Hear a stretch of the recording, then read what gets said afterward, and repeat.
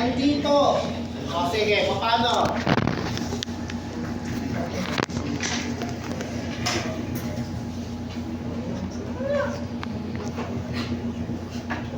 May formula rin kayo. Ano? 2.5.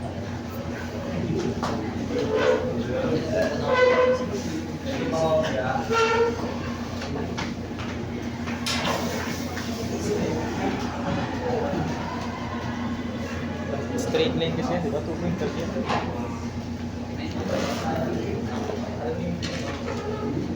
Di ba alam mo yung slope? Tapos alam mo yung dalawang point, you can predict the other points. Ano yung formula na gagamitin?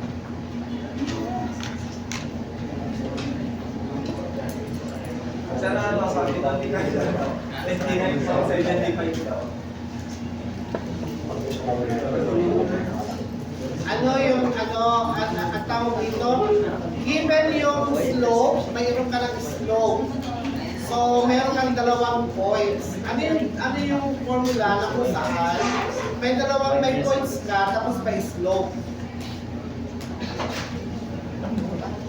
Kasi ang slope, ang slope dito, yun din ang slope dito, di ba? Yes, sir. Yan din ang slope dyan. 2.5, sir. Eh may slope ka na, may dalawang points ka. Yes, sir. Paano ko hahanapin yung isang point?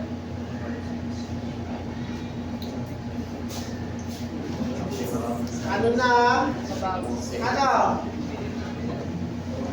Ano yung slope na ulit? Sige, sabihin sa akin, base dito para ano tayo? Yung M, sir. Oo, di ba?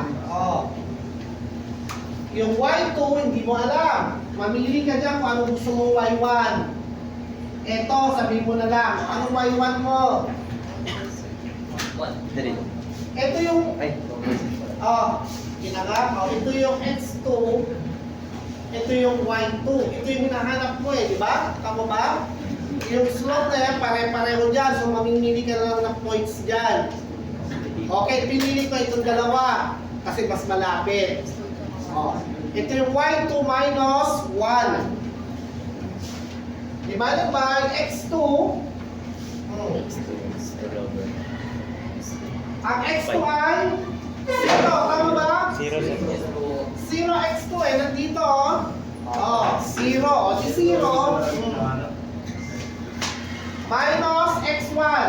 Minus, ano na? X1 is 3. 3. What is Y2? Di nakuha mo na, di ba?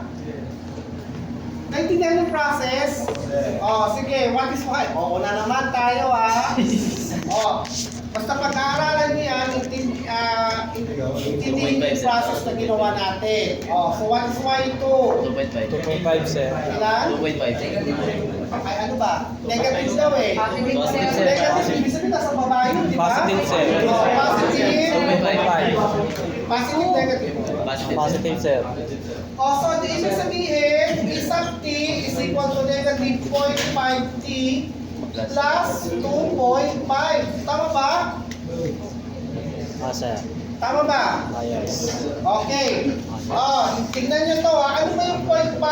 Negative 1/2t. Ano ba yung 2.5? Pag-fraction. 2.5 to pag-fraction. 5 all over 2, sir. 5 all over 2. 5 over 2. 5 over 5 2. over 2. so ibig sabihin yan, 2 negative t plus 5. Tama ba? Yes, sir. Negative t plus 5. Yes, sir. Or kung gusto mo, para mas mabilis tayo, huwag na natin titikin ito na. Sinabi ko lang yan. Alam niyo kung bakit? Bakit, Alam sir? niyo kung bakit? Okay. Ito yung technique. Di ba 5 yan? Sir. Di ba 5? Since mababa yan, negative t plus 5, i-divide mo lang sa 2. Ito yung 5, yung kakagulo niya sa likod. Tama ba? So kung ayaw nyo intindihin sinabi ko, ganun na lang. Okay? Yung sinasabi ko kasi madali, hindi mo na kailangan mag-solve. Titignan mo yung kung saan siya upuan doon. So 5. 5 plus 3. Diba?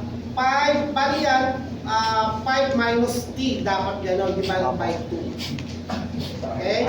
Divided by 2. Kasi di ba Okay? negative t? Yung pababa. Ayan. Pero kung nangalilito kayo sa sinasabi ko, hindi ganito na lang gawin nyo. O, so, ito na yan, tanggalin na natin yan. Yan, ito na. Ito gagamitin mo ngayon, dyan. Okay, so, anong ito na ha, tingnan nyo maigit to. Okay, dito na tayo ha. Parang derivation na nila from formula. So, Kasi mas yung madali sa t, nasa 3 pa lang tayo. Diba? O, 5. O, time is equal to 3. 5 times 3. Tama? Yes, sir. Saan galing yan? Dito, di ba? Sabay yung sa time. Okay. Plus, plus 0.5 derivative dito. Negative, sir. Negative 0.5. Negative 0.5 plus 30%. O, ilan? 44.75 sir. 44.75%. O, at time is equal to 5 seconds. O, use of t. 5 times 5 plus 0.5 negative 0.5. Tama ba? Opo. Kasi 5 na tayo eh. O. So, plus 30%. Ilan yan? 54.75. Pag-record din to? 54. 54.75. Okay? Naintindihan ba? Okay. And yung last natin, 5 hanggang 5 to 6. 0%, di ba? 5 to 6. Ang error mo dyan ay 0. Use up t. Okay, at 5 muna. At time is equal to 5 seconds. Tignan nyo maigi. So, 5 times 5 plus 0.5 times 0 plus 30%. Okay, lalabas dyan. Tapos ito naman, as time is equal to 6 seconds, di ba? That is use of t is equal to 5 times 6 plus 0.5 times 0 plus 30%. O, ilan yan? 55 sir. Ito ay 55. Tsaka 60. ito ay 60. Okay? So, ang gagawin nyo dyan, ipa-plot nyo na lang. Okay? Pero kung hindi naman, so, yun na yun. Okay, ano nangyari? Pagdating dito, pagdating sa 6 seconds, ito walang error yan. May natitira siyang error. Yan ay magiging offset sa susunod na gagamitin niya, may 60% siya. Kasi nung nag-umpisa ka dito, mayroon siyang error na 30%. Okay? Questions? Oo, pataas na pataas. Kasi pag ginamit ulit yan, let's say dito, nag-turn on siya, may plus 60 na doon. Kasi na plus 30%, plus 60% na. Okay?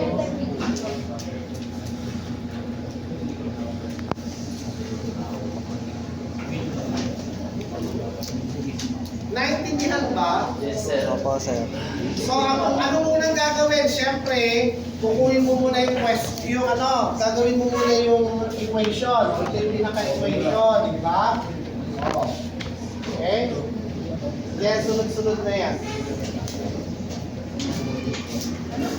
So, that ends our lesson number 1. Ay, kunin nyo na to, baka magtaka kayo kung saan nakuha yung mga ano. Diba? Teka, lagyan natin dito, 1, 1. Kasi ito, 0. 0 naman to, yan. 0, 1.